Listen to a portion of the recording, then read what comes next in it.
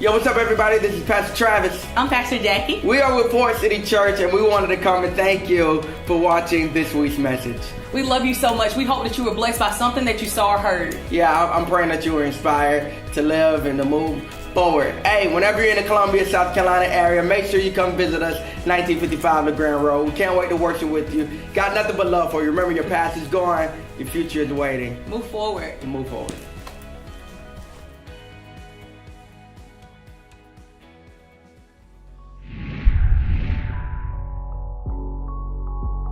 So we are here, guys, and I'm excited. I hope y'all excited to be here.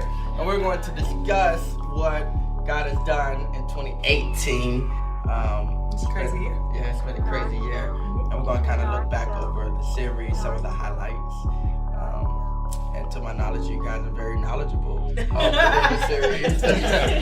But what's up, everybody? I'm PT. I'm PJ. PJ. And this is the gang today. We're hanging out with, this is Jameis, Ron, Melly, and the one and only Clayton. All of y'all know him. And we're hanging out today.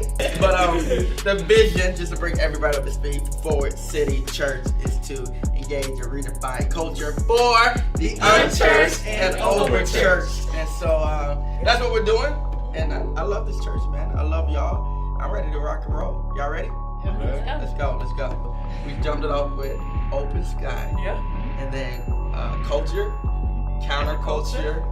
What did we do after that? You remember? Heart check. Yeah. Heart check was after that. And pursue. No, I think after heart check was Unheroes. Okay, that's right. Yeah, Unheroes. And then pursue. Yes. And then when it was just stopped, I don't know what I want. And now we're in December. Yeah. I think it was Church in a While. Church in a While. Yeah. Oh, man. That was 2 Chainz. Yeah. Church in a While. Yeah, that was a great one. Church in a While. That was a fun series. That was right after Engaged Culture too. Yeah.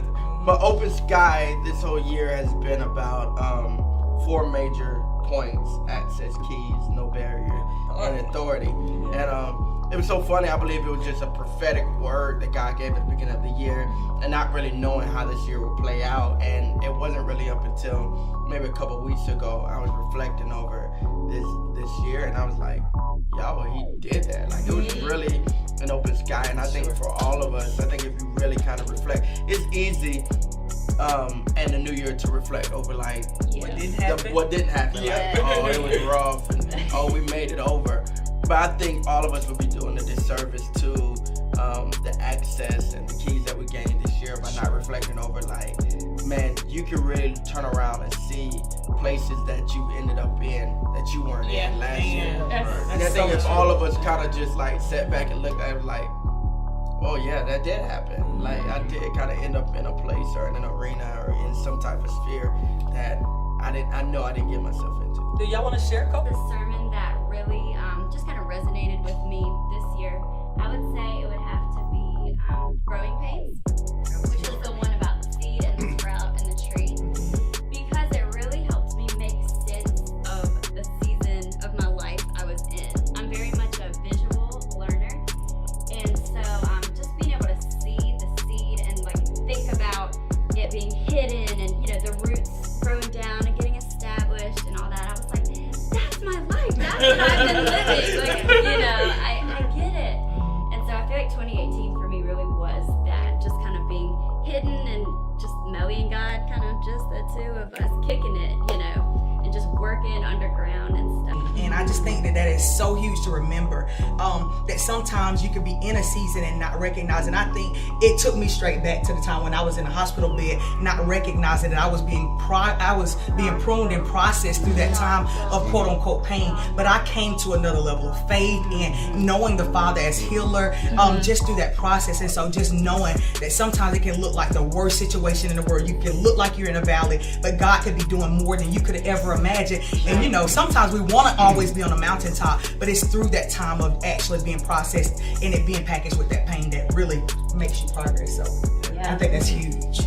Every season has both its benefits and its challenges. Absolutely. And if you're not careful, you can kind of resent one season or even, look at one season and be like, well, I wish I was there, or I wish I was here. And all of them, have challenges. And I think I think the key is to find contentment no matter where you are, if you're a seed sprout or are you fully grown or whatever you're But in. I also liked that you mentioned that all 3 of the stages have their own challenges and are difficult, because it's so easy to wish your season away and just want the end result, just want to be the tree bearing the fruit and everything. But knowing that you have so much responsibility at that part and you're always being pruned, so just knowing that God has you in the season that you're in for a reason, you need to be there, appreciate it, get prepared, learn, before you move on to your next one. Yeah. And that just super helped me out. So Yeah. I love it, and what you said is so true. Just practically, you can look at that even in life. Like, a lot of people are like, well, I want to be married. A lot of married people are like, well, I want to be single. So a lot of people without kids, like, well, we really want kids. And then when you have kids, it's like, man, we really like being alone. So it's like, you never, you have to just find your contentment wherever you are, whatever season you're in, and allow God to do his work in that place. So. Absolutely. 2018 was really important, especially when we talked about, when we started at 6 for 2, when we talked about open skies. Oh, man. And then we started off with that series, and we have all access. And I just remember that, we can be, and when you're talking about the trolls, the one thing about the troll is my perspective. What angle am I looking at things from? Where am I really standing at? And what am I seeing in that time? Sometimes I need a reminder to listen to the music. While I'm in that time. You used to, about Justin Timberlake singing the song. It's like, you're like, oh, Justin's singing now. And you're looking at like, oh no, it's depression. And sometimes I'm looking at what's happening and not listening to the song that's being sung. And I'm missing the melody of life by being stuck on one area and missing that God is still singing. So good. That he's still singing. He's still singing. No matter what I'm facing, he's still singing. And I got to change up and say, hey, look, let me listen to the song. That's so good. I got to listen to the song, because the song will change me out of the depression. So that's one of the really great things. And one of the other songs. That's crazy. I forgot about that. You remember that? I remember we were at the house and someone was like, oh, this is my favorite part. And this is my first time watching it. And I was like super depressed because all the trolls like turned gray. And I was like, man, this is like really, man, this is really sad. So that's my favorite part. She knew what was coming. She knew that he was about to start singing. And yeah, you're right. It's all about perspective. I forgot about that. We get to choose what to focus on. So like, you can be like, is this hard, or how is this developing me, or like, what's the good? Because we know that all things work for the good. So focus on what's going to be good to come out of even the tough seasons. Yeah, and I think it's important to have people around you with proper perspective as well. That's what happened to me. It was just a young lady there who she saw something different. We're looking at the same thing, but she saw something totally different. And I think it's important. Here at Forward City, we have link groups. It's important to get plugged in so you're with people that even if you see a great season, that they can be like, maybe you're looking at this wrong. I see this, and this is what God has shown me in a season that was similar. I think one sermon one series that really stuck out to me when music stops. Pastor Todd Delaney was preaching that Sunday and was just talking about maintaining the everyday walk. For me, growing up, music was always a big part of my life. I always had to have music playing, and then it's like now this journey to just growing, walking with God, it's just like really understanding that you don't always have to turn on music to hear from God or feel His presence or anything like that. So I think. For me, it was just really understanding that, sometimes when God wants you to just sit in silence, and just hear Him, walk with Him, it doesn't happen overnight, It's an everyday process, The song is in you.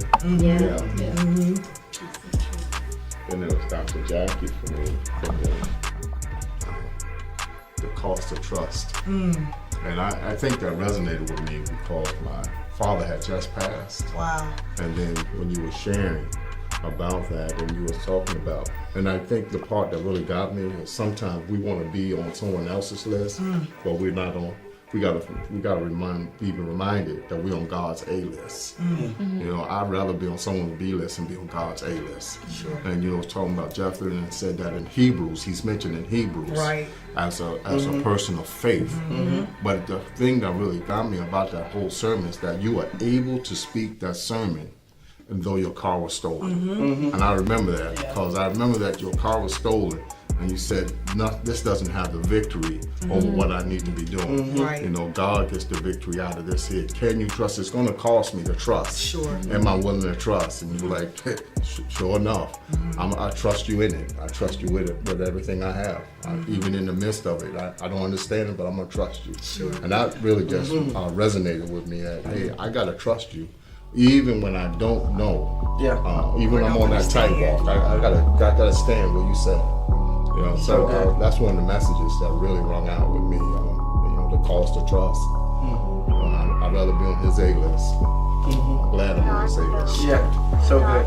I think in that message for me, even as I was preparing it, what I love the most is just that God doesn't take a single chapter and just identify us by that, but he knows a whole story. He sees the whole thing. That he didn't just see the Jephthah that was born to into poverty or, you know, with bad outcomes, but he saw the whole picture, this faithful God that was going to continue to war. And I just believe that that's the case for all of us. Like, he's not just identifying the times where we might have been less like ourselves or counterfeit, but he sees the fullness of who we'll become in the very beginning, and that's who he speaks to. And I think it's just a good way to just continue to be encouraged, because I think back to the whole different stages of life we find ourselves in. Sometimes we can look and find ourselves as a sprout, feeling ugly, you know, still trying to learn your voice. And I'm speaking in particular to my story where I talked fast and I shook and all of that. But God even saw the more bold, anointed, destined to win me even there, knowing that, you know, just in a little while, baby, if you keep allowing me to process you,